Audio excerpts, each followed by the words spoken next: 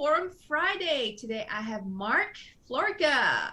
Hi, everybody. Great to see you again. He is Happy a New Year. community manager for our forums, and Yep. he gets to see firsthand what are on the thoughts of people's minds these days. Yeah, Mark, the Facebook forums have been really good, been very active. It's been just an easier medium for everybody to navigate and things.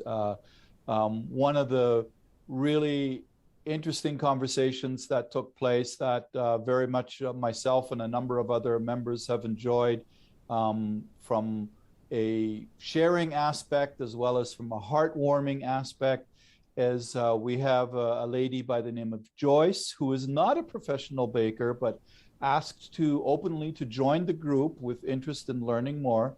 And what Joyce does is she makes croissants and cinnamon buns and biscuits for the homeless. And not only that, she makes these for the homeless out of the goodness of her own heart in her home. She wants to serve them fresh, not like 2, 3 day old stale biscuits and croissants. She wants to serve them fresh. So myself and numerous other members, we basically shared our experiences and guided her to help her be able to sell the freshest, or not sell, to be able to give the homeless at the shelter the freshest possible croissants and cinnamon buns and biscuits. And we were very successful, and she's really enjoyed the process and shared pictures with us and things. So it was really a lot of fun. And as I that's said, really great. Can you share a little bit on what tips you gave her? well, some of the things are simply in that my preference is to freeze the items, like make the croissant or the cinnamon bun and freeze it, and then thaw it, proof it, and bake it fresh. I prefer to do that over freezing the baked product. I think that that is much fresher. And one of the things that I always love to do at home on the weekends, is when I want to have fresh croissants or cinnamon buns on the weekend, is that when you pull them out from frozen and leave them covered with plastic so that they don't dry out, they take about 9 hours to proof slowly at room temperature from frozen. So you can get up in the morning and put them straight in the oven. They're ready to go. So, but basically either that or thaw them in the fridge the day before, so that the whole point is to protect the yeast so that it doesn't get damaged, right? And because you also get secondary fermentation when you're in the baking process, and that gives you that nice lift and the fluffiness and stuff. So, and that worked out really well for her to do that, right? I love that we have such amazing bakers on our forum that are helping the community. I would definitely love to hear more stories like that. Yeah, it's like our community was helping her community, so it's like we so all awesome. got to do a good deed together in that way, right? Yeah, It was lots of fun, right? that's And great. yeah, and so and then we have another one is helping with some hamburger questions, or hamburger buns, that is. And this process, their buns are getting blisters on top. And so they're seeing blisters on top, on the top layer of the bun. And so several of us are in this, again, in this conversation. That's a great thing. It's not just one person all the time, or just me, or or just you. There's a number of us who are asking questions and sharing thoughts and ideas. And it sounds like it's most likely a combination between too much oxidation, so too much ascorbic acid, because when you buy your flour, the flour is often already treated with ascorbic acid. And then if you're using a bread improver or a dough improver from a manufacturer, from a company, that may have ascorbic in it yet too. So you have to kind of watch that you keep those balanced. And the other thing is that his dough may be running a little bit warm, and he has a long rest time before he starts putting it through the divider. So we kind of troubleshooted a whole bunch of things as we could through the conversation. And first of all, asked them to kind of try to cut out or cut down big time that rest time. Instead of leaving it 20 minutes on the floor before going in the divider, get it in there in like, 5-10 minutes at the most, right? Because that fermentation heats the dough up as well. And that's a lot of where that problem may be coming from. So, and he appreciated that, and he's trying some things out and getting back to us with different parts of things. I love to hear success stories from our forum, and I really do think that our community is really starting to listen when they state their problems. This guy actually gave us everything to help him solve his problem. That is a huge difference, right?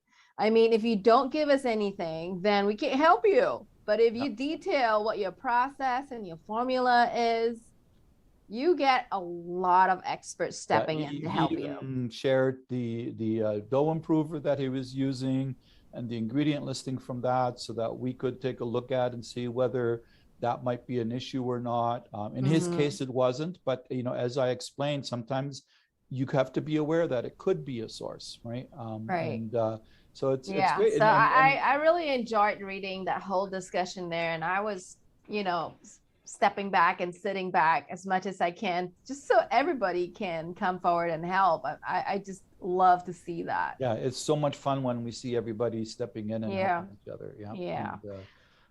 So what else is new on the forum? Speaking of helping each other, something that is there's a job vacancy available that has been posted in the forum, and it's for the director of the Wheat Marketing Center. So the Wheat Marketing Center helps us all as bakers and as farmers, as millers. And they're of course, their main job is to market American wheat in other countries, but they also, that information that they gain from all of this, that is shared also with the millers and everything. They're a huge, amazing resource, amazing equipment and labs and things. You and I are quite familiar with the location and things. And so they're looking for a wheat marketing director. And it's a wonderful opportunity. And so things like that, those types of promotions, we do allow and in fact encourage on the forum. So if you're have a looking job for opening, somebody, or you're looking to fill a job, or you're looking for a job, please feel free to post on our forum, because there's so many people there who are willing to help. Now, product placements, we don't want we don't want the forum to turn into an advertising billboard. So product placements, we do not want to have in there. So if you start posting advertising, I take them down, and I do send you a little note as to which rule you have broken. Oops, strike one from Mark. Well, we haven't had many. We've only had 2 so far. Give them, Mark? They're well intended, I'm sure, but it doesn't always. It's not exactly. I'm sure people like you so much. I'm sure they follow your rules. I'm sure it petrifies them to get a message from you. I mean, and I want to approve as many new members as we can to join. And so there again, answer the questions. And we're getting a lot. We're getting a lot every day. Yeah, there's really only 2 questions. There's, agree to all of the rules, which there's like about 6 rules, very basic, be polite, don't spam, that type of thing, no bullying and that sort of stuff. And, let us know, are you in the industry? And if you are, what do you do? If you're not in the industry, that's fine. That doesn't mean I won't approve you. We just want to have a gauge of the people that we are attracting to learn from this information. That's all. So that we want to keep it professional. That's the thing, right? We want people at the table who are willing to contribute and learn. That's it. And if you are, say, a golf pro, you can't contribute anything or learn anything from this table. So we want to make sure that you're the right kind of people that come to the table to contribute and discuss. We won't be discussing the Green Bay Packers loss. Or no, none of that stuff. I mean, we do have side conversations, but that's besides the point. So what else? So what do you think is the trend? I mean, I asked a trend question on there, you know. Yep. So what do you think is the trend for 2022? Well, there's a lot of different things that sort of are popping up here and there. I still feel the thing that I see the most in terms of, like, when I say I see the most is I scan through the different food magazines like Nutri News or something like that, and a contact of mine who sort of does a condensed version. He scours all of the news things and he sends like an email letter out. Is that the thing that I see sort of in the foreground still a lot is keto and protein. So protein kind of goes hand in hand with keto. Away. Yeah. And there are some interesting keto breads out there. I saw the one that I still think some of them Jim you'd have posted. to be a little bit desperate to diet. But I saw the Hawaiian one that Jim posted. Hey, I want to try that. Okay, you may. Yeah, I've actually I've picked up some of the regular keto from the same bakery, and I compared that on the texture analyzer as well against some white breads and things. It's quite interesting, right? They've actually made, from that perspective, they've made a really good product. Where I think these things, the same with protein, is there's a lot of really good high protein products out there. Even there's some reasonably good protein breads, but where most of them struggle is flavor. It especially with the protein things, it either tastes like pea, or it tastes like soy, or it tastes, we used to have an expression, we would call it barnyard. Let's be really clear about that. P as in PEA. Yes, yes, PEA, yes, like green peas. Pea right? protein, yes. Or yellow peas, right? Yeah. Not urine, no. No. But it has that earthy tone to it that has been very difficult for processors to extract or remove or mask, right? So that I think that's where there's a lot of opportunity in the industry, is I think consumers are willing to accept certain textural changes when you get to protein, because it does make a denser kind of bread. But it's got to taste right. It's got to taste good. And if it has that nice clean flavor, especially when you toast it, because that tends to bring all the notes out a little bit more, then you're on to something. So I think there's a lot of opportunity in protein, and as we've said with keto, the keto diet is it's kind of like a cousin to the Atkins diet from my perspective. It just does a different calculation in terms of the carbohydrates, because you get credit for fiber, so you can put fiber back in. And that is how some of these keto breads are doing it, is that instead of using wheat flour, they're using resistant wheat starch. So that is then counted as a fiber because it's digestion resistant. You don't absorb it as a carbohydrate. Can I say something? Yep. I have to say something to the public. It's about time we give fiber credit. You said it yourself. Yep. Fiber is credit in the new keto game. Yes. Right. We have never given fiber credit before. You know, so I am so glad with this new trend particularly, and that's why I'm so excited about it. I mean, we've been talking about fiber, high fiber products for ages, you know, and nobody listens until now that the keto trend is on trend with high protein, weight loss, you know, pre-diabetes, all that stuff. You know, people are finally listening. Oh, I need to take fiber into consideration, and it's part of the calculation. If anything, I am so happy about that, because people should be eating more fiber.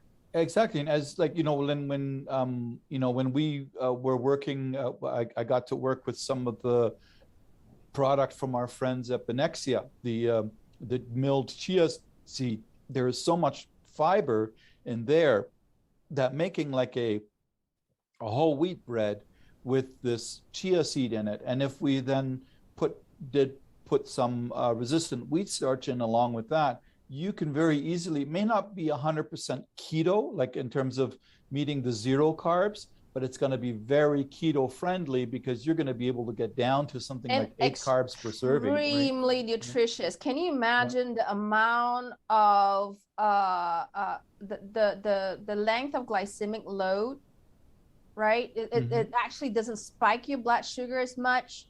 It stays with you longer. It has that high fiber attribute, and it's got a good protein content. I mean, it's all good. Yep. It's all good for everyone.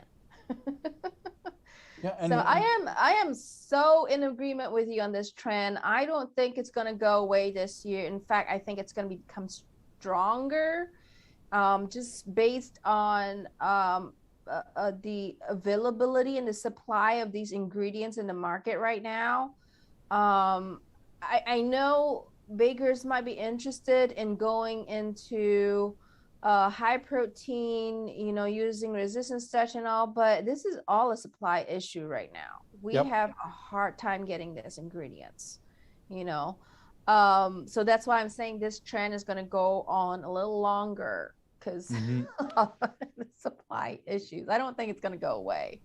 No, but it's definitely, and I mean, and it pairs so well with, and it's not following, it's connected into the flexitarian plant protein trend, in terms of meat that is so replacement strong as well, that plant alternatives. protein. Yeah. Absolutely. And you know, like our friend Mark from Red Square Bakery with his products. He has some great products there out in Western Canada and Northwestern US. And he focused a lot of his on from flax is a big part of what his source is. Or our colleague Richard Charpentier with the hemp seeds. And hemp has the additional benefit of having a perfect balance of omega-3 and omega-6 fatty acids that we need to metabolize nutrients in our body as well. So those are, you know, all these plant protein, plant fiber, you know, tied into diets, or, you know, that fit with things like keto diets. Those, I agree, those are going to be trends that are going to be, they're not going to shoot up like crazy. They're going to be nice and long and steady, right? They're going to be around for a while. Yeah, it's not a fad. It's a trend. I think it's going to be a steady trend for the next few years. So if you're investing in companies and bakeries, make sure that they have high protein and keto in your portfolio. Yep. That's just my suggestion. Yeah. So that pretty much takes care of everything from the forum today, unless there was anything else you wanted to add. No, that's a great discussion on the forums. Excellent. Well, let's talk about Bakerpedia. What about Bakerpedia?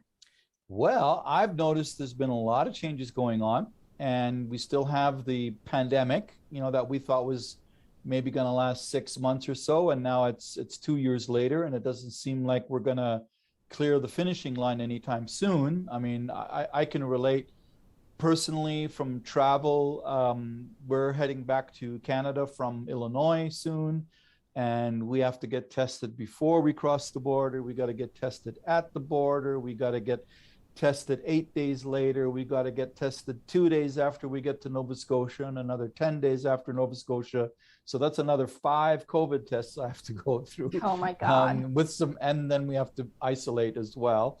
So it's been taxing on everyone. I'm sure just right? Like you, everyone have fun traveling. Yeah. That's why I don't and we're fortunate because we're Canadian citizens and U.S. permanent residents. So that we're able to do that, right? But you know, having said all of this, you know, what has Bakerpedia done? What's been happening with Bakerpedia to help bakers in this pandemic? Well, Mark, we were actually already doing online / in-person hybrid seminars in 2019. So when this pandemic hit, we went fully online in early 2020, right? And we just scheduled our seminars as usual online. So without the in-person part. So when we did that, we said to ourselves, perhaps it's about time to start thinking about an academy, a membership module, right? So in my little small head, I was thinking, well, if we have about 300 members, I'll be really happy.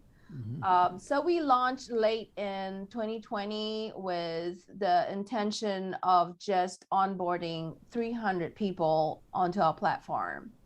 I mean, we got that in less than 3 weeks.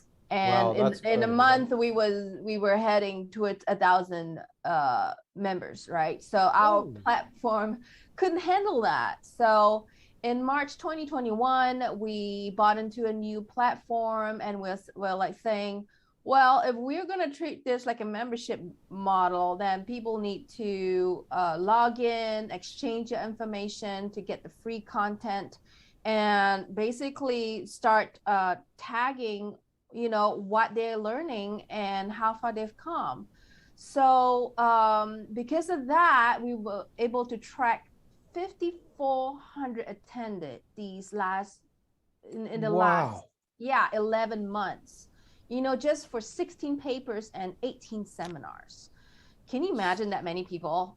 That is incredible. So I guess it goes without saying that you're going to continue this kind of successful training this year. I bet. Yes, most absolutely. So here's what's on our calendar this year.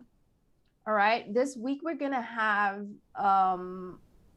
bread shelf life extension, and we have over 120 signups for that already. So it is such a highly sought after topic.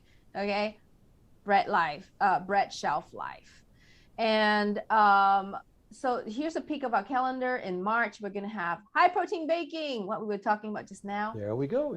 Yeah, we need to address hamburger bun situations because we have so many hamburger bun bakers on our forums. We just had to do something on hamburger bun production.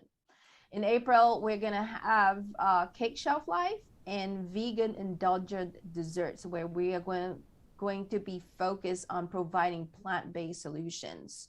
Plant-based protein solutions for desserts. And so bread shelf life is still a big hot topic, eh? Yes, it is actually. And I'm just going to post this calendar on our forum so that people can sign up as we go through the year. And basically, the reason why we are seeing that this is such a hot topic is because we're heading into the keto trend, right? And the keto trend requires how much sugar, Mark? 0 sugar, yeah. Zero just sugar using some things like stevia less, for sweetening. Yeah, 0 sugar means less sugar to bind water, which equals to higher water activity, which equals to more mold. So more mold, we're going to see more mold issues with this particular trend. This is why I think it's also such a hot topic. And another point I would like to showcase is we have a lot of growing bakers. This particular pandemic has actually kickstarted a lot of home bakeries and a lot of retail bakeries who are looking to upscale, and they are looking for solutions. And they are not traditionally taught as bakers or food scientists. So they don't know a lot about preservation and shelf life extension issues and solutions. Well, I'm working on something that will dovetail nicely into this, not from the mold aspect, but dovetail meaning like that it ties in together really good, is I'm doing a study on bread shelf life using different types of emulsifiers or ingredient changes, and to see how they affect the shelf life of bread over a 14-day period, for texture mostly. So that'll probably be out in around March at the same time. So that hopefully, that's awesome. That should be really interesting. That should fit together for everyone. Right.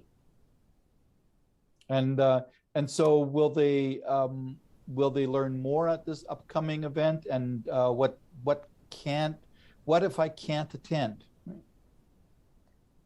Well, the solution is really the academy.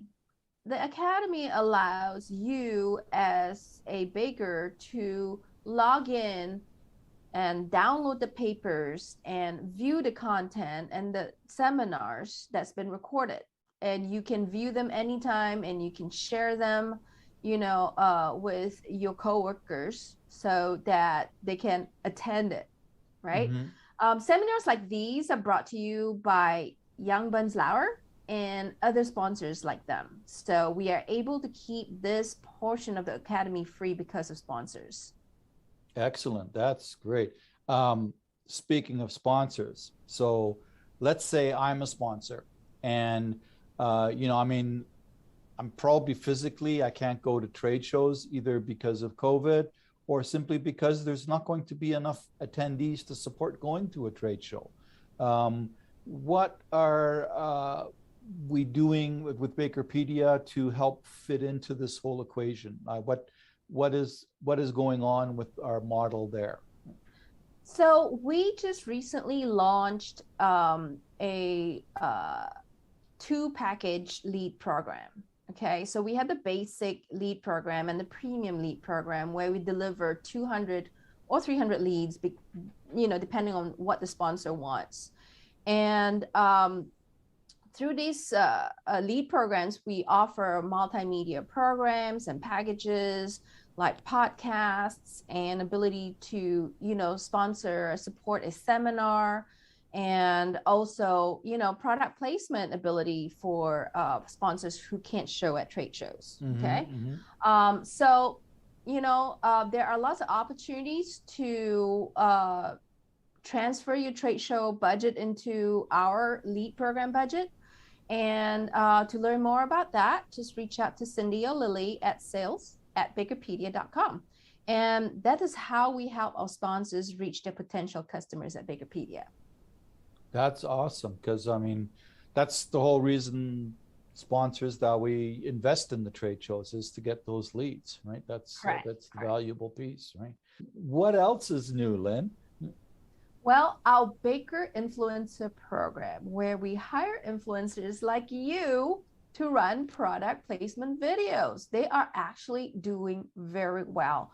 We've received amazing feedback from sponsors that have their products being run by you, Oprah, and Gideon last year. And we just have so much, so many projects going on right now. We don't have enough influencers. Yeah. Anybody new coming on? Well, yes. There are 3 new influencers coming on. We are prepping them in the backstage, and they're not ready to be announced yet, but these 3 very highly experienced bakers are going to join the BAKERin team this year, Mark. Excellent. That's great. So what's your favorite thing with being a BAKERin, Mark? Well, my favorite thing is when I get to do the BAKERin influencer videos, the promoting the product, and I think of most recently the product placement videos. Yeah, those I really enjoy those because I get to, as I like to say in my world, I get to play with things, and I often get to see things that I either haven't seen at all before or not in a long time. And most recently from Heartland Mills, their organic spelt flour and organic all-purpose and whole wheat and rye, and able to make a whole bunch of different beautiful baked goods with that. And that makes it a lot of fun, and really enjoy putting those things together. That's a lot of fun for me. And Lin, what is your favorite?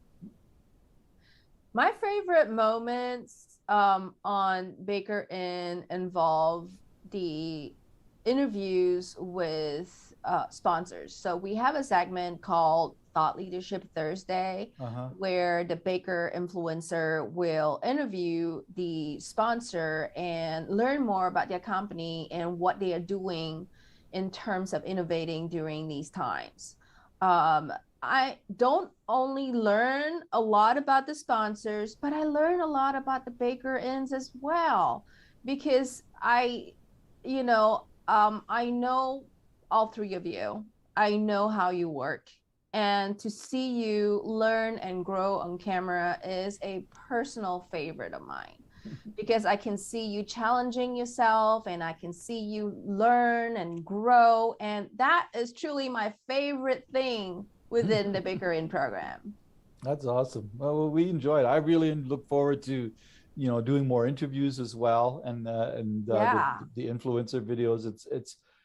It's a labor of love. It's Yes, it's very much truly a something I enjoy a trial. lot. Yeah, it's truly a trial and error program, and everyone is a trooper for running with it.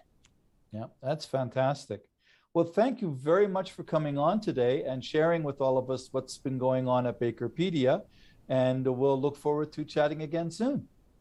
Thank you, Mark.